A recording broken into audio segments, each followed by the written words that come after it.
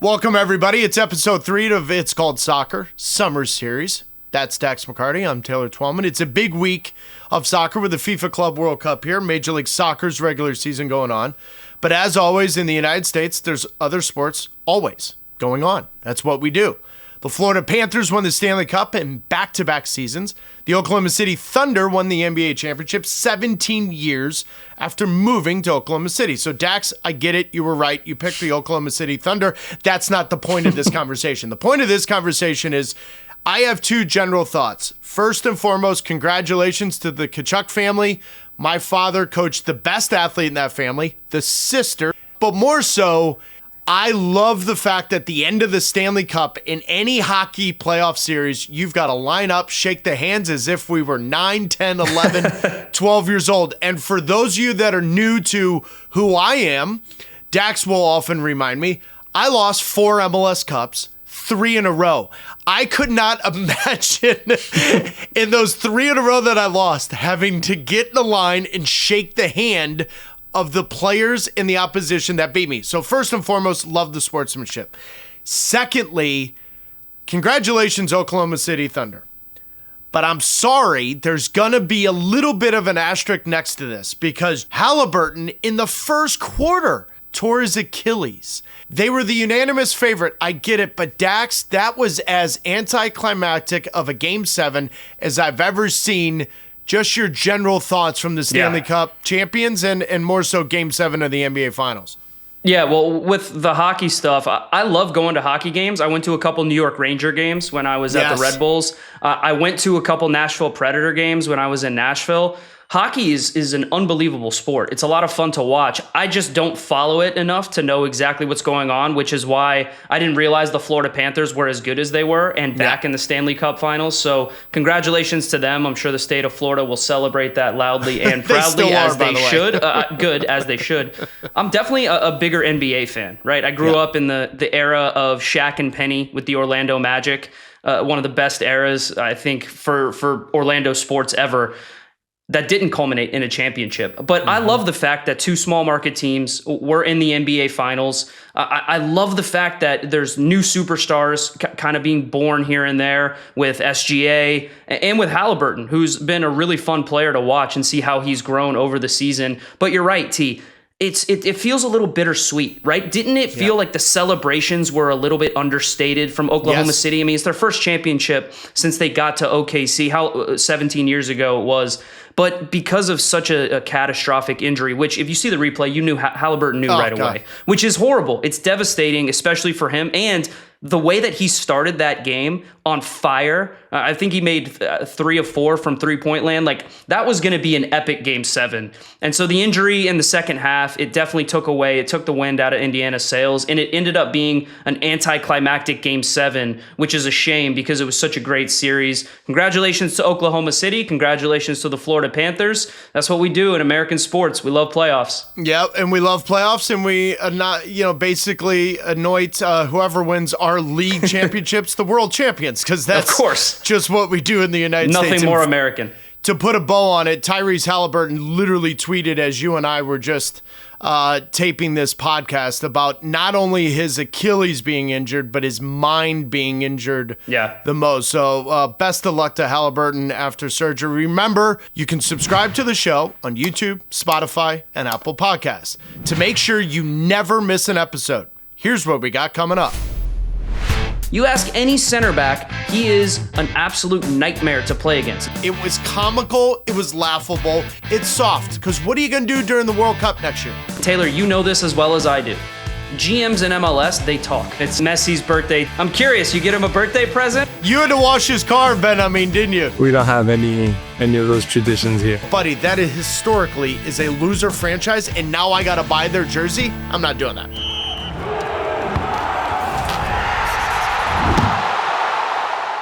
Dax, I don't think we have to start anywhere other than the Club World Cup. It has thrown up some surprising results, especially this week. And quite frankly, it has surprised me with how good the games have been. There's been a real energy and there's been an edge to the game, along with the ambiance in the stadiums being filled with some unique fans that the world hasn't seen.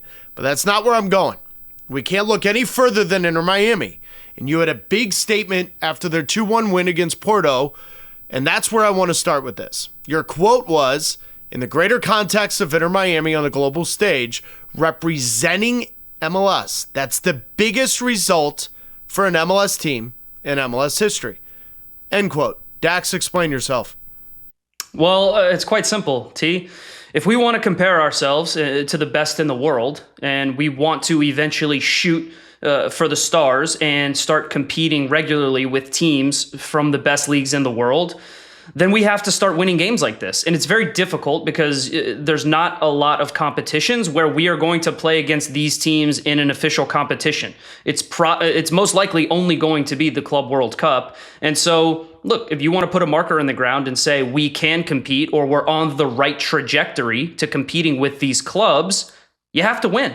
And Inter Miami did that. Now, this isn't necessarily about Inter Miami. Yeah, of course, with Messi and all the superstars, it's probably a bigger story than it would be with another club. But I would have said the same thing, Taylor, if it was LAFC beating Chelsea, if it was the Seattle Sounders beating Atletico Madrid or PSG. I would have said the exact same thing. So it's not necessarily just the fact that it is Inter Miami, but they happen to be the first. FC Porto, I was told, isn't having in their best moment in terms of their club with the prestige that they have. But when you talk about FC Porto, when you talk about the history of that team, when you talk about the history of the Portuguese league and them dominating it and competing in the Champions League as long as they have, this is a massive, massive result for MLS as a whole. Seattle Sounders and DC United fans will probably yell at me because they actually won important trophies, and I tried to acknowledge that. But Taylor, you know how it is. There's nuance and context with all of these conversations. But with what I've heard from Don Garber, with what I've heard from league ownership in terms of how important they see MLS being in the next 5 to 10 years, you have to win games like that. You have to start showing that you can compete with the biggest teams in the world, and the only way you do that is by winning games. Now, I'm curious as to what direction you're taking this, if you're going to call me a moron or if you think that I'm on the right track. No, I'll call you a moron for different reasons, but not here. I will say this. I appreciate someone that has an opinion. I appreciate someone that will back it up. And from day one, you've done that, getting into this world. And sometimes it's difficult to figure out that niche, and you'll figure it out, but that's not my point. I respect the hell of what you said. And initially when you said it, I was like, no, I don't agree with that. Now, here's why I said that initially, but you've changed my mind. Initially, for me, Dax, the most important thing Major League Soccer can do is be the best league on this continent. Yep. And in order to do so, you've got to regularly beat Liga MX in the biggest games with the most pressure on them. The United States teams, Major League Soccer teams, have not done that.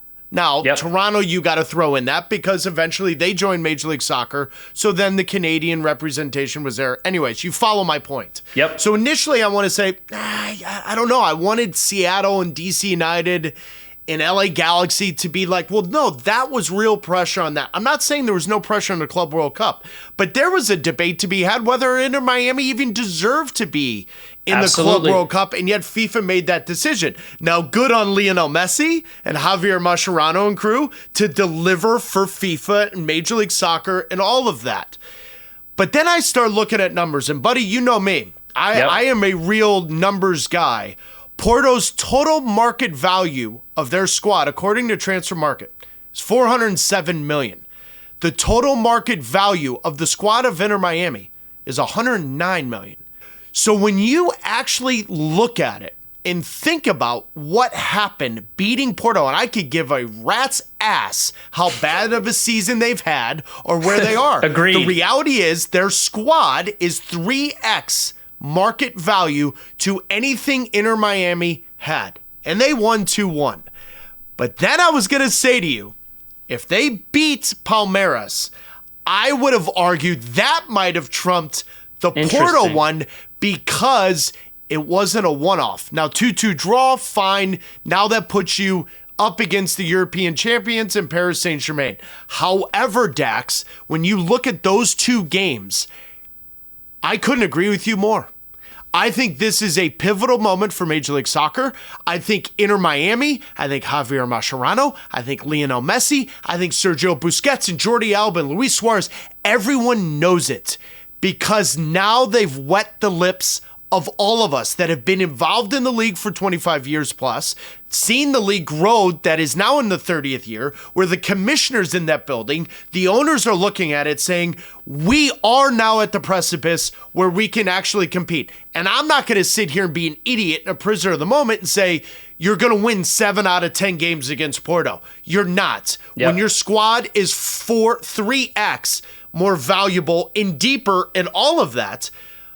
But if they actually had a deeper squad and spent $30 to $40 to $50 million more, they beat Palmeiras 3-4-0, Dax. That's Agreed. A fact. Yep. So this is really interesting for me because it's exactly what Major League Soccer needed to see, and it's exactly what the naysayers needed to see because the Major League Soccer teams, they're not far off. It's proof of concept, T. That's what it is. It is interesting to me, though, because on the other hand, LAFC has been as disappointing as any team has been. And that's where I think it gets interesting. Seattle showed well. I think we're going to get into that. But before we talk about that, why not talk to someone that's in Inter Miami's locker room that has been there and experienced it all? We got Benjamin Cremaschi coming up in a moment.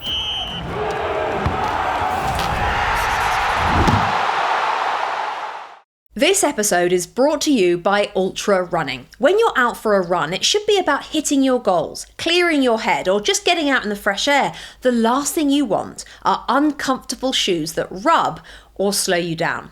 Ultra makes performance running shoes with room for your toes so you feel so comfortable and strong even on your toughest runs. Ultra running shoes are made to keep your feet in a more natural position so you can move the way you are designed to. No more squeezing into a pair of shoes that aren't even shaped like feet. No more breaking in a new pair of running shoes, and no more counting down the minutes until you can take your shoes off. With Ultra, you won't even notice they're on. With shoes for the road, trail, gym and hiking, plus a variety of styles and colours to match any outfit, any run and any occasion, it is easy to find your perfect pair because you shouldn't have to compromise style for comfort. Try Ultra with a free 30-day trial and free shipping at ultrarunning.com. That's ALTRA running.com.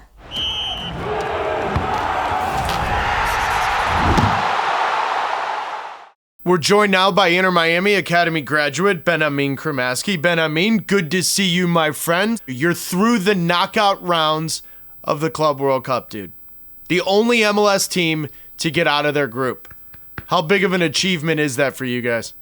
Yeah, absolutely huge. I mean, everyone probably thought we weren't going to get a single point in this Club World Cup. We weren't looking too great, with the players that we had before. So, having achieved this and playing the way we're playing, competing the way we're competing is huge for the club. It shows the quality of players that we have when we're focused, when we have a big ambition to win. So, and this was absolutely huge for us, for the MLS, for everyone around in this country. It puts us in a very good place, at least at MLS and Inter Miami. So a huge achievement from us. Yeah, Benja, I agree 100%. I think it's a statement from you guys, certainly representing MLS on a global stage. One of the biggest wins, in my opinion, against FC Porto in the history of the league. So I think that's fantastic what you guys are able to do. But I want to focus on you a little bit more and just your role within the Inter Miami group. I see you've grown a ton. Your positional flexibility, you're playing a little bit more centrally than I think you have in the past next to Busquets. I'm just curious, what is Mascherano's message to you, whether you're playing out wide, whether you're playing centrally, in terms of what he wants you to bring to the game to kind of complement, obviously, the older players and some of the big names that you guys have? Yeah, I mean, I'm a player that could cover certain positions. I could play in the midfield double six with Busquets, or I could play a little higher on the field out wide. right back. So I don't know, I have that natural ability to cover some positions. I feel like that's very useful for a team. We've had a couple injuries now, so it's important to have someone that could play anywhere. Yesterday, for example, how Mascherano told me before the game, he's be ready. I don't know where you're gonna come in, whether it's right back, center mid, out wide. But yeah, it's kind of crazy playing all these positions and having to remember a lot. But I have the ability to do it, and it's always an advantage for me. Ben, I can't wait till you retire because you're going to write one hell of a book, my friend. You've been there from the beginning since Messi showed up, the free kick against Cruz Azul, sorry, Dax, the goal against Nashville in the Leagues Cup final, the free kick against Porto last week. Is it still surreal for you that you're playing with Lionel Messi, who wore number 30 with PSG, who now you play against PSG, and you're wearing number 30? Just give me your perspective on what the hell you're experiencing right now.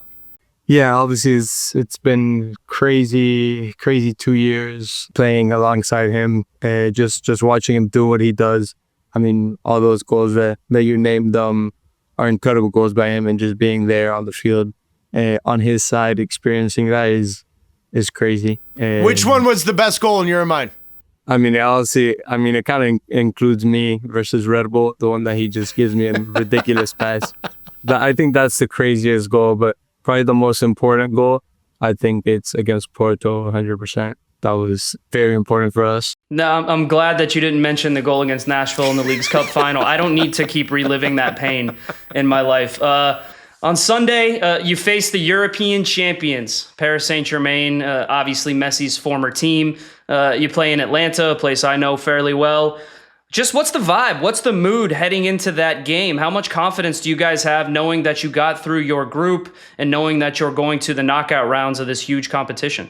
Yeah, I mean, we know they're the best team in Europe. We know that for a fact. So nothing. We're ready to compete. The way we've been competing, I don't think we need to shy down from anything. I feel like we've been competing at a good level. We saw Botafogo do it, so why can't we? And Botafogo is a team which competes a lot, runs a lot, defends very well. And I think if we kind of just mimic that and compete the way we're competing and play the way we're playing, you never know. Something could happen. We could do something, and we have nothing to lose. So we're gonna go full. And see what happens, you know? Ben, I mean, it's pretty cool to think that a local kid from Miami is in the top 25 of jerseys sold throughout the entire league. I don't know if you knew that. You're number 23 on the list. And I think it's also cool that you wear number 30 because that's what Messi wore in Paris. How much does it mean for you playing for your local club, growing up, just now being into the knockout round of the Club World Cup and playing against your idol as you were a kid? Yeah, obviously it's been crazy years for me since I was in the academy, or even before coming to Inter Academy. I feel like everything just happened so quick, and just being on his side, wearing number 30 when he wore it twice in his career and having him by my side is crazy. So I feel like it's just been a crazy experience, a good experience, you know, a lot to learn from, a lot to take in. So just having that is amazing. Benha, I've been in plenty of locker rooms before where the birthday boy is actually the one that's supposed to bring in the cakes to give to everyone else. But obviously when it's Messi's birthday today, I'm curious, you get him a birthday present, or is he bringing in cakes for everybody else? You had to wash his car, Ben, didn't you? You had to wash his car. I don't know. We don't have any of those traditions here. You didn't get him anything for his birthday? What do you get the guy who has it all? No, he doesn't need anything from me. He got him an autograph Benjamin Cremaschi jersey, Dax. That's what he did. Yeah. Last question for you, Benjamin, before we let you go. Obviously, the national team's going on in the Gold Cup right now. You've made 3 appearances under Pochettino. Have you had any conversations with him about your future and what he expects from you in the next couple of months? No, I haven't spoken to him since January camp. Honestly, I'm pretty focused on the U20s right now. We have World Cup coming up soon. Feel like I'm an important player there, so I really want to focus on the U20s for now, and then see where the next step is with the senior team. But obviously, I follow them. I see the results, so happy for them. Hopefully, they could take it all the way. Dax, before we let him go, Suárez's goal, remarkable finish against Palmeiras. The fact that he does it on one leg. Ben, I mean, how many times have you seen that in training? I mean, these guys are top players, so they do it quite frequently. You know, out of nowhere, they'll just pull a goal from absolutely nowhere. So it's amazing that he could help us out like that on an actual game. Good luck, my friend. Thanks for joining us. Best of luck, man. Yeah, thank you. Dax, I think if we would have told Ben Amin 4 years ago that he would be in the Club World Cup knockout stage, playing next to Messi, Suárez, Alba, Busquets, I still don't think he fully realizes what the hell he's doing right now. This kid's living a dream, man. He's just living an absolute dream. You see how chill he is. He's just like, next game, we're ready. Yep. I can't believe he didn't buy Messi a gift, though. That's ridiculous. Let's talk about LAFC in Seattle. I want to start with Seattle. One, I think Cristian Roldan showed himself in a very positive light. You played against him. You competed against him. He's been part of the U.S. men's national team setup in and out of it. Yeah. He's a very versatile guy, but he has really shown himself in a positive light, playing in the middle against teams like Atletico, like PSG. Just your thoughts on Seattle. You and I didn't expect much out of them. Difficult group, very difficult group. Botafogo as well. However, there were a few bright spots out of that, and I think namely Cristian Roldan should hold himself in a high light. Yeah, Cristian Roldan was excellent. One of the best players, I think, right now in that group that played. And you're talking about going against some of the best midfielders in the world. And Cristian Roldan was consistently one of the best players on the field, which is one of the highest compliments you can pay to a guy who, in my opinion, has been very harshly criticized for not a whole host of good reasons in terms of, he's going to probably spend the majority or the rest of his career in Major League Soccer, which I don't think there's anything wrong with that personally, and I know that I have my personal biases, but also he is a player, and Taylor, you know this as well as I do.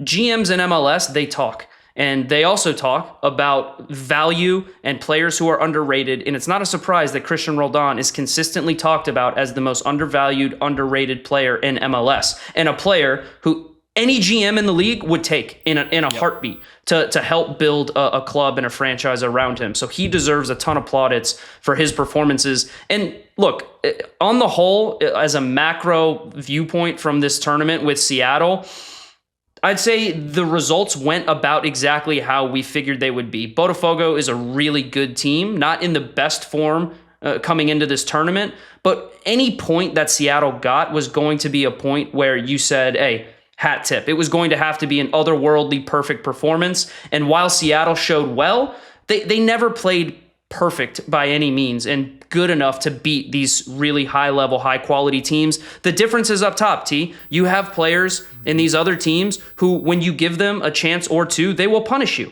And that's it. And then in Seattle, you know, with all due respect to Danny Musovski and an injured Jordan Morris who saw 5 minutes at the end of their game against PSG, they just didn't have enough quality in the attacking third to consistently turn their pressure into goals. If Seattle plays like that in MLS play, with that amount of consistency and getting the performances that they got out of players like Jackson Reagan, players like Christian and Obed Vargas, they're going to not just easily make the playoffs, but they will challenge Vancouver and LAFC and San Diego for the first place in the West and potentially the Supporter Shield still.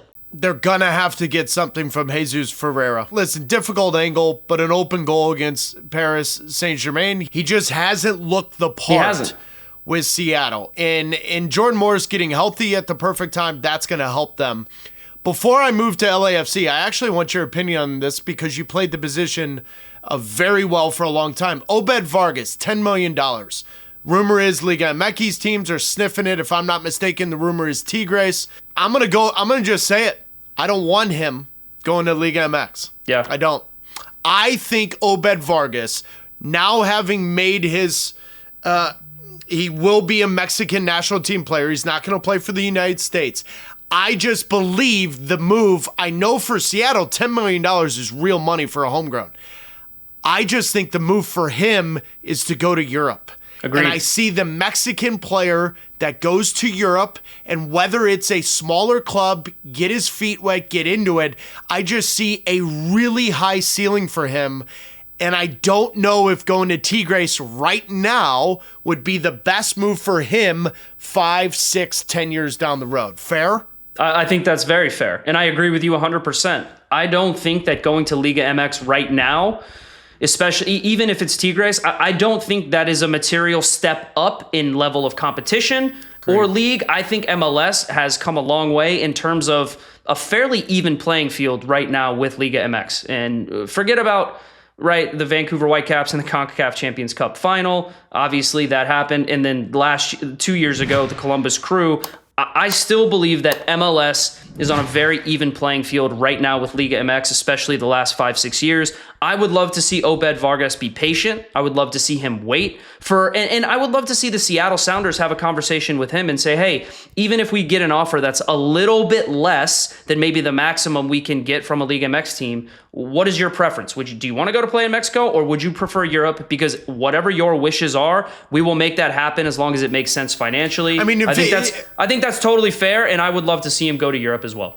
I mean, Dex, the reality is if you ask for the right percentage of future transfers, then it doesn't matter if it's 8.5 to 9 million now in 10 million. I just think Obed Vargas has a really high ceiling, and I see the ability for someone to play in a top 3 league in the world regularly, and then ultimately the Mexican national team benefits out of that.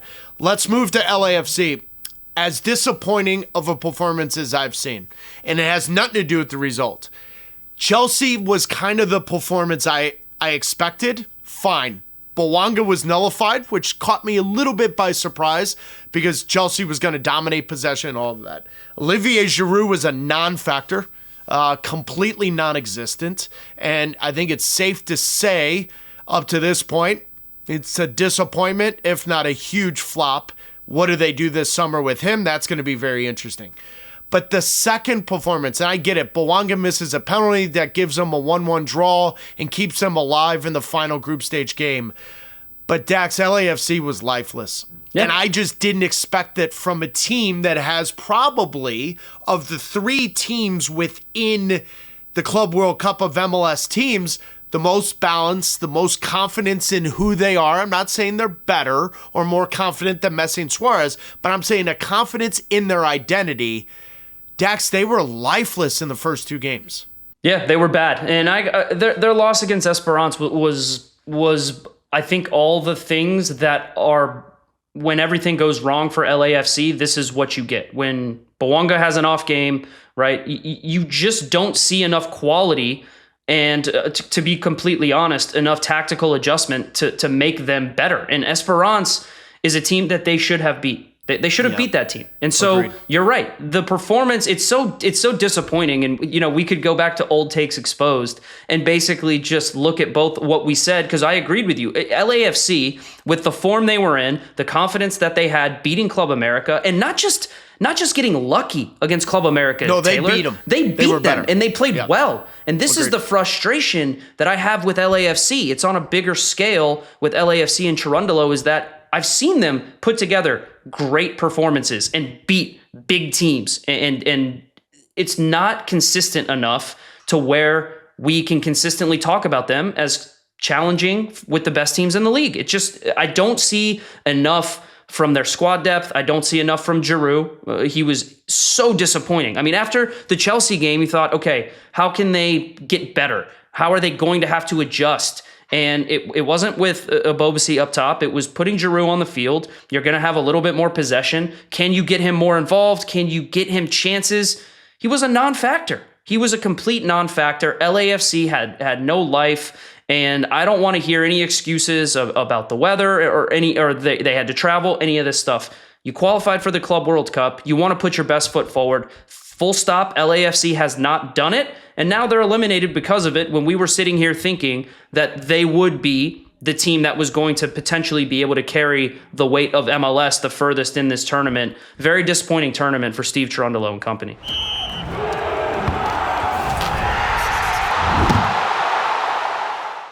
We're back with our picks of the week. This is the dumbest segment ever, by the way. And it's not because, I love it. For those of you keeping score at home, Dax is up 10-4. Dax got 6 points last week. I got 3, which is crazy because I did them blind. But the fact is, Dax is absolutely ruining me. So here we go. Here are the 3 games this week. Dax, we're going to get right into it. Juventus, Man City, Club World Cup, 26th of June, 3 o'clock Eastern in Orlando, Florida. What do you got? I've got Juventus in this game. I've been really impressed with what I've seen from Juventus. I'm taking Juve 2-1. I'm in love with Kenan Yildiz, young superstar. Watching him play, he is one of the best young players in the world that I don't think a lot of people are talking about. And I get it. The 2 teams that, Man City and Juve have played in their group, it hasn't been the greatest competition in the world. But you still got to go on the field. You still got to do the business. Yildiz, he was absolutely fantastic for Turkey against the U.S. men's national team. I think with Man City, I see what Pep is trying to do. He's trying to integrate his newer players pretty quickly. And I think there are some growing pains there. And so I think Juventus is playing well right now. And I've got Juventus taking this one 2-1. T, what do you think? I'll take 1-1, mainly because Dax, it's going to be hot. Yeah. It's going to be really, really hot. I'll take Erling Haaland as my goal scorer. Let's go to the first knockout round game that we're going to talk about. Inter Miami and the European champions in Atlanta, Paris, PSG. You want to go first? I'll let you go first with the result. Okay, fine. Listen. You Messi, need all the help you can get, by the way, so you go first. I do need all the help. I'm going to take 4-1 European champions over Inter Miami, and I think Messi scores. I tell you what, I would have agreed with you before this tournament started, but Inter Miami, how they have been defending, I've been really impressed. And we both called for this. I know you called for this too, with Javier Mascherano to fix things and to tighten things up. And he hasn't done it in a formation change, which I do agree. I did agree with you at the time. He's done it more with some tactical adjustments. And look, Inter Miami, they're going to lose the game. I have them losing 2-1 to PSG because I think that Messi does score, but PSG has too much quality. They're going to dominate the game, but Inter Miami has shown defensive resilience in this tournament that we have not seen in MLS play. Anytime you concede multiple goals to CF Montreal, I feel crazy for not thinking that you're going to concede multiple goals to PSG. But there's something about this tournament and the way Inter Miami has played in the last couple of games that makes me believe that Mascherano has really tightened things up tactically, defensively. No way. You're going to tell me what, 1-1? I said 2-1. 2-1 PSG. 2-1 PSG, but I think it's a little bit closer than we're expecting. Give me your goal scorer for Miami. It's gonna be Messi. I agree with you. Messi is going to score against his old club. A little extra motivation there. For PSG, Doué gets the game winner. I mean, that's the obvious one. I want to talk a little bit about the national team before we get into our predictions of this one. The U.S. men's national team, Costa Rica, Gold Cup, 29th of June, 7 o'clock Eastern time, if I'm not mistaken. That game will be in Minneapolis, Minnesota. Listen, they've won 3 games. 3 games that you and I think anyone with a half a brain would expect them to win. They haven't been as convincing of wins, to say the least, especially the fact that it was a horrible goal given up to Haiti that was self-inflicted. Now, Tim Ream was criticized for the ball back to him. Matt Freese has to be better with that. I'm stating the obvious. But results are results. And I said this when the tournament started. It was Greg Berhalter in 2021 before World Cup qualifying started or continued for the 22 World Cup. They lost 3-0 to Venezuela with their so-called B team before the Gold Cup started. They ended up winning the Gold Cup. My point of bringing all that up was in the preview of the Gold Cup, I said, and I still believe this, the expectation is you have to get to the final. One, as a player that's trying to knock down the door and make the team for the World Cup in my home country, I don't care if you label me a B, C, or D player. I get an opportunity to represent the United States at a Gold Cup. Yep. I'm sorry, we have to get to the final. Now, the final, anything can happen. So I'm not saying the expectation is to win. They haven't been convincing, but they've still gotten 3 results. I'm okay with it up to this point. Costa Rica will be the most difficult opponent they've had up to this point, and that includes Saudi Arabia, which may be a little harsh. I think the United States national team will win 2-1, and I think everyone's least favorite player right now, Ajamang, I think he scores another goal. I'm glad you said that, T, because I understand the frustration with Ajiman, because I share the frustration about how good I actually think he can be. But he's so raw, and I think he's so big, and he hasn't quite figured out how to control his touch with how big and fast and athletic he is. And there are things technically that concern me in terms of he's not a young player. I still think he can improve and work on that. It's more so there are runs that he makes where he is a little bit overeager, and it's the timing of his runs, the patterns, the spaces that he shows up in. His link-up play isn't the best. But I've played against Ajiman, and I know center backs who have played against Ajiman, and he is a handful. They hate playing against him. You ask any center back, he is an absolute nightmare to play against. And so, supporters, you can want more and you can expect more. And I don't think Ajiman, once we have our full complement of players, is going to be heavily relied upon, to be completely honest. Taylor, I think he has a role to play. But man, he has some potential and he has some tools, and he is a pain to play against. Probably one of the most difficult strikers that any defender is going to come up against in this Gold Cup. I agree with you. I think the U.S. men's national team wins this game against Costa Rica 2-0 because the back line has been very good if they aren't making dumb mistakes between center backs and goalkeepers. And I think the U.S. men's national team gets to a semifinal. I would say my expectations, because of their form coming into this, were that they make it to a semifinal, and I'll be okay with that. We know, especially if it's Panama. Yeah, I'm nervous. I'd be nervous. Panama's had their number. U.S. beats Costa Rica 2-0. And I'll just put a bow on this. Ajamang is on the radar of a lot of championship teams right now. Yeah. So for our UK listener, this tools. Is a player that you're going to have to listen to. And the one thing is, you see a profile of a player, and especially of a center forward that often is now being played by himself, and you can see strength, you can see pace, you can see all that. But what you cannot measure is how many times someone is open within the widths of the 18 by movement, by little intricacies in his game to find a half a yard. He needs some Wando, T. Yeah, his touch isn't great, and he gives the ball away, but he is consistently getting himself in a spot that I haven't seen Florian Balogun do. Yep. Josh Sargent has it done consistently with the national team. Ricardo Pepi is done, but he's not completely healthy. But Ajamang has done something that nobody else is doing. So until you listen, if you're Pochettino, Dax, you have to find out. You do. And you have to find out. I'd rather see him right now than anyone else on the roster. Downs, maybe, but if I'm not mistaken, he may be sick or whatever, and injured. I want to see him. That's what I want to see. And Haji Wright just left the camp because of an Achilles. It's Ajimang's Gold Cup. It's Ajimang's Gold Cup.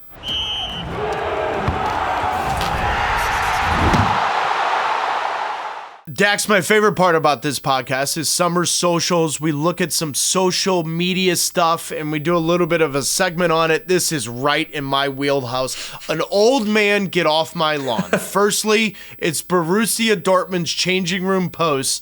And they posted a picture, which, by the way, self-inflicted. Yeah. They did this. No one else did it.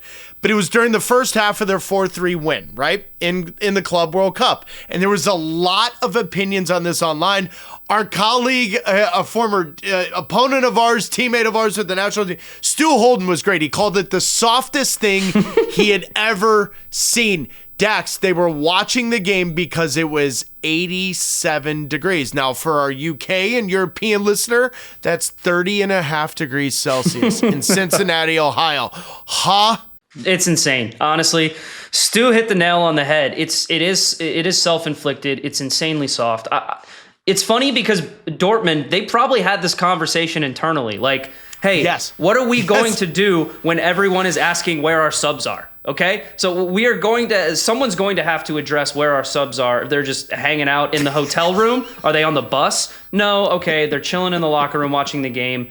I mean, I hate it. Honestly, it's just so ridiculous to me. Like, Dortmund, you're one of the biggest clubs in the world. Yep. Go buy some sideline fans. Go buy those little spray misters. You know, you could spray water on. Those and make all you your hotter, players. by the way. But Do that's they? a different Okay, well, segment. I love them, It's a different segment. It's a different segment. Carry on. Go get them some ice towels, right? Let them put the ice towel on the neck. Dax, hold on. Imagine if an MLS team did this. Oh.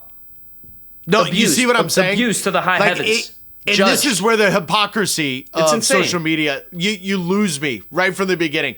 Because it's Dortmund, now it is a stadium issue in Cincinnati. Yeah. It's genius to save legs. I can't believe they came up with this idea before anyone else did. But Ridiculous. if LAFC, Seattle, or Miami did it, oh my Lord, they would have had a field day with what they were doing. It was comical. It was laughable. It's good for social media. And yes, it's soft. Because what are you going to do during the World Cup next year?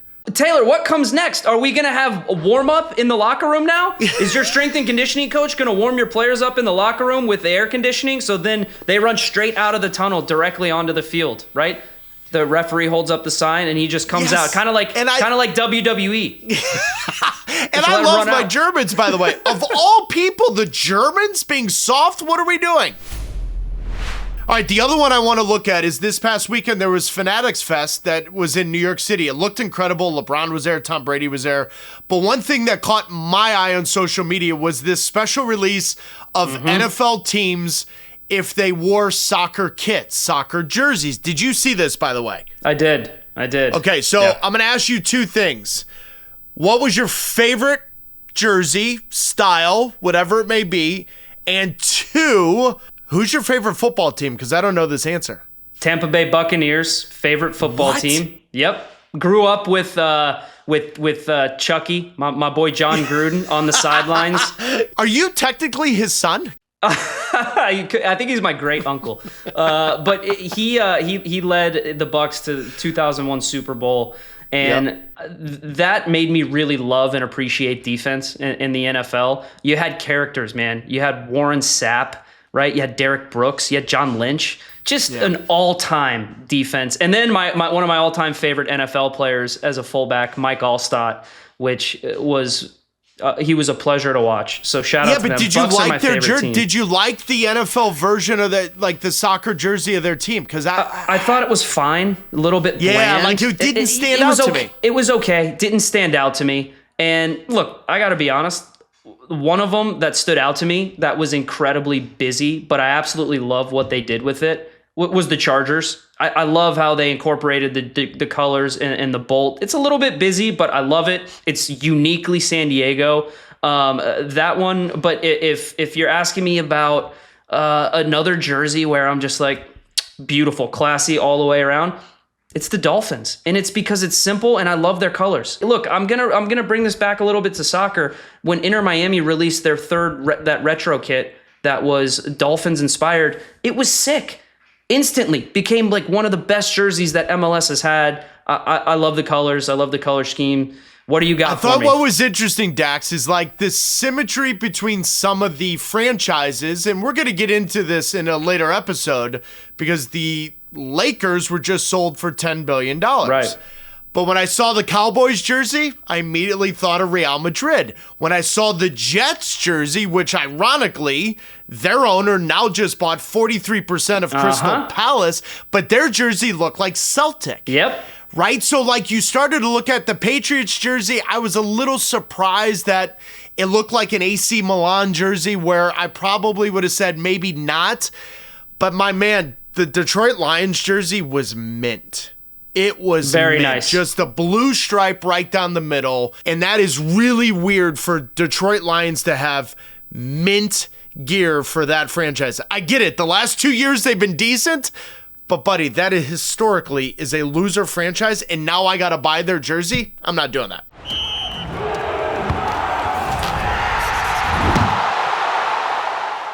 Before I let you go, Columbus, Philadelphia. I think this game could determine number 1 seed in the East. You? Yeah, I do too. And I think a little Daniel Gazdag revenge game. I'm still waiting for Gazdag to show up and to give me something. Columbus, they you know as well as I do, T, they don't make poor moves in the market. They usually make really shrewd player signings. Gazdag, I'll put my hand up. I thought it was really shrewd. He got his new contract, still has yet to score for Columbus. And now we're starting to see like some cracks appear with Wilfred Nancy and his system, and still struggling to score goals. What a way to introduce yourself and open your account than against your former team who said, hey, you're surplus to requirements. We don't need you. And by the way, they're better now that he isn't on the team. Massive game in the East.